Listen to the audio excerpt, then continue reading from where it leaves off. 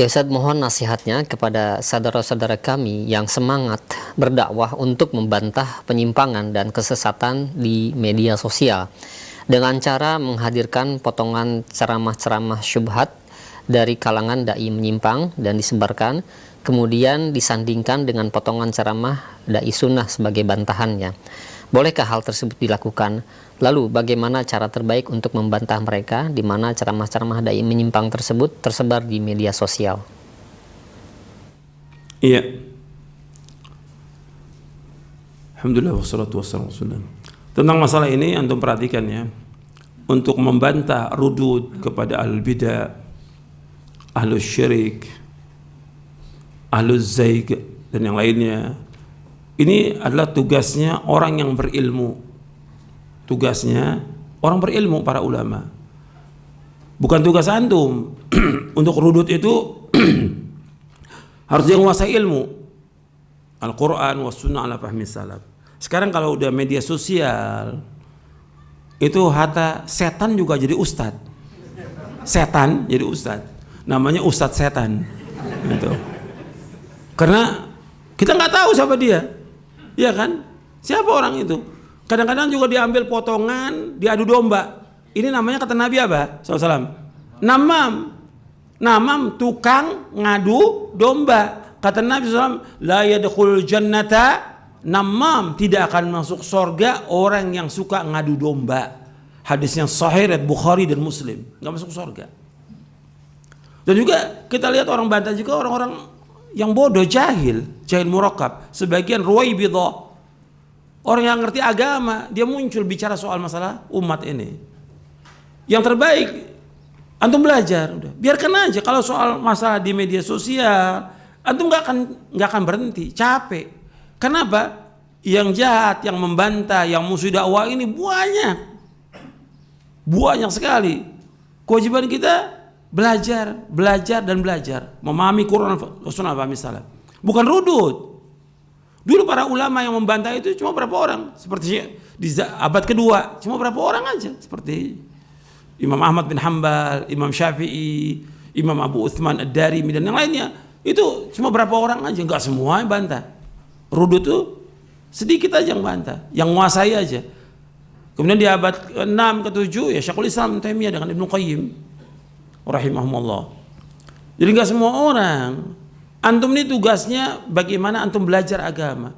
Soal bantahan dari dulu juga soal masalah syubhat dan segala macam enggak akan berhenti.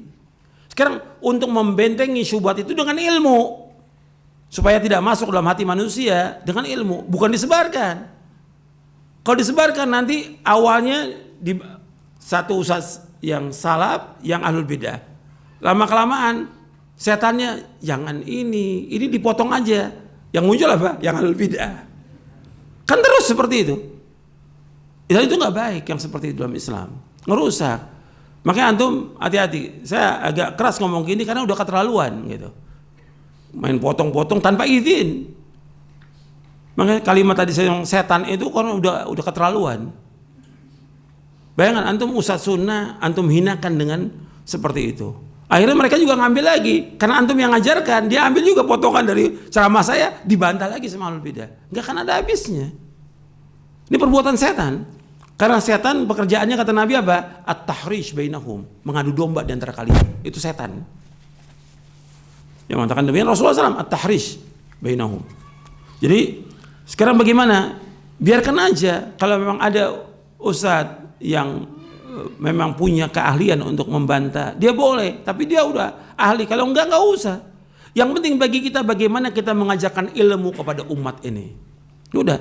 Kalau soal orang membantah kita, memfitnah, mengadu domba, menuduh dan segala macam, itu kerjaan mereka. Udah.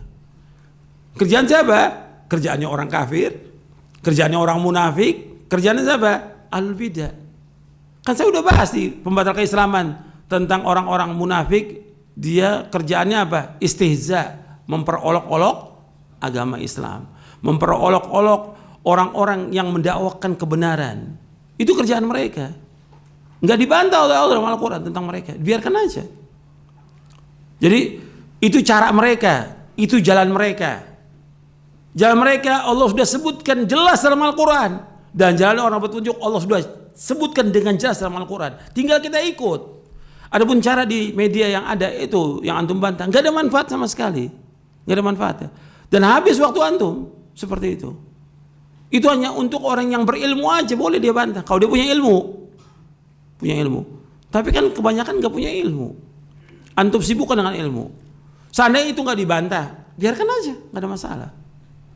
Antum sibuk dengan membentengi murid antum dengan agama yang hak ini, Al-Quran wa Sunnah.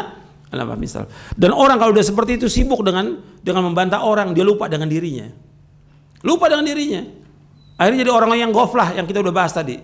Dia nggak baca Quran lagi, karena sibuk cari video-video. Tiap hari kerjaannya cari video, apa nih bahan saya untuk bantah dia. Terus 24 jam cari video dia. Sampai nggak tidur untuk cari video untuk membantah orang itu. Itu kerjaannya dia. Dia nggak berusaha bagaimana dia mempelajari Quran, Sunnah untuk menambah ilmu dia, menambah ketakwaan dia kepada Allah, menambah rasa takut dia kepada Allah, mendekatkan dia kepada Allah dengan amal-amal saleh. Iya udah. Dan orang begitu biasanya udah nggak mau amal. Jangankan yang sunnah, yang wajib kan ditinggalkan oleh dia. Kenapa? Setan menggoda. Antum telah berbuat yang masya Allah bagus nih, jihad membantah al-bidah. Terus akhirnya apa? Ditinggalkan yang wajib. Sampai dengar nih sholat berjamaah dia gak datang. Sibuk depan komputer dia untuk membantah orang. Padahal gak ada ilmunya. Haba manthura, gak ada ilmu sama sekali. Debu yang berterbangan, gak ada isinya sama sekali. Yang dicari video lagi untuk membantah itu. Dan terus seperti itu. Dia lupa kewajibannya dia kepada Allah. Dia lupa kewajiban kepada istrinya. Dia lupa kewajiban kepada orang tuanya. Kewajiban. Udah seperti itu aja kerjaannya. Gak ada manfaat sama sekali. Sedangkan sudah saya sampaikan pada pekan yang lalu, min husni islamil mar'i tarkuhu ma la ya'ni. Kebaikan Islam seorang meninggalkan apa yang tidak bermanfaat bagi dia. Tinggalkan yang bermanfaat. Bukan urusan antum. Masalah membantah itu bukan urusan antum, urusan orang berilmu. Kalau nggak ada yang bantah, insya Allah nanti Allah akan patahkan semuanya itu. Antum yakin selama antum belajar dan belajar, sampaikan kepada diri antum, istri antum, anak antum punya kewajiban kewajiban apa? Menjaga diri antum dan keluarga antum dari apa? Api neraka. Bukan kewajiban menjaga kaum muslimin antum. Ya ayyuhalladzina amanu qu anfusakum wa ahlikum nar. Allah juga menyebutkan, antum perhatikan ya. Allah menyuruh kita jaga diri kamu dan keluarga kamu dari neraka. Allah juga menyebutkan, ya ayyuhalladzina amanu alaikum anfusakum la yadurrukum man dhalla idza tadaitum. Wahai orang beriman, urus diri kamu, kata Allah. Perhatikan diri kamu. Baca Quran, baca hadis, pahami, amalkan, sibukkan kamu. La yadurrukum man dhalla idza tadaitum. Enggak membahayakan kamu orang yang sesat apabila kamu dapat petunjuk. Allah sudah sebutkan dalam Al-Quran. Seandainya mereka sesat, enggak membahayakan kamu. Ini orang-orang yang sesat nih, ahlul bidah, terus bantah kita, nuduh kita Wahabi tiap hari siang malam, enggak ada masalah. La yadurrukum man dhalla idza tadaitum. Enggak membahayakan kamu orang yang sesat apabila kamu dapat petunjuk. Meskipun dia caci maki kita tiap hari, enggak membahayakan kita sama sekali. Itu maksudnya tuh. Selama kita bertakwa dan selama kita sabar. Wa in tasbiru wa tattaqu la yadurrukum kaidum syai'a. Innallaha bima ya'maluna muhit. Dalam surah Ali Imran. Jika kalian sabar dan kalian bertakwa kepada Allah, enggak akan membahayakan itu. Makarnya mereka, rencananya mereka, tipu daya mereka, enggak akan membahayakan kalian. Dan Allah meliputi semua. Ilmunya Allah meliputi segala sesuatu. Dan tuan perhatikan tuh masalah itu. Jangan disibukkan dengan rudut, sibukkan dengan ilmu. Saya ingatkan kepada talibul ilm dan kepada para ustadz, sibukkan dengan ilmu. Sibukkan dengan ilmu. Ilmu udah. Belajar ilmu, belajar. Apa di zaman sahabat nggak ada yang sesat? Ada nggak? Ada. Ketika setelah wafatnya Rasulullah, ketika para sahabat bertemu dengan tabi'in, ada nggak orang yang sesat? Ada. Tapi sahabat membantah. Cukup sahabat aja, karena mereka berilmu. Allah sebutkan dalam Al-Quran, sahabat orang berilmu. Zaman tabi'in juga ada, cuma nggak semua orang. Berapa orang berilmu yang bantah? Zaman tabi'in, zaman a'imah, nggak seperti sekarang semua orang ikut berbicara yang bukan berilmu. nggak boleh dalam Islam. Akhirnya lama-kelamaan seperti tadi saya sebutkan, sesat nantinya. Dan itu yang paling berbahaya, yang membinasakan dia nanti. Kau udah bisa ngebantah ahlul bid'ah, timbul apa di situ? Ujub. Termasuk yang membinasakan manusia apa? Ujub. Minal muhlikat. Membinasakan manusia. Binasa nanti dia.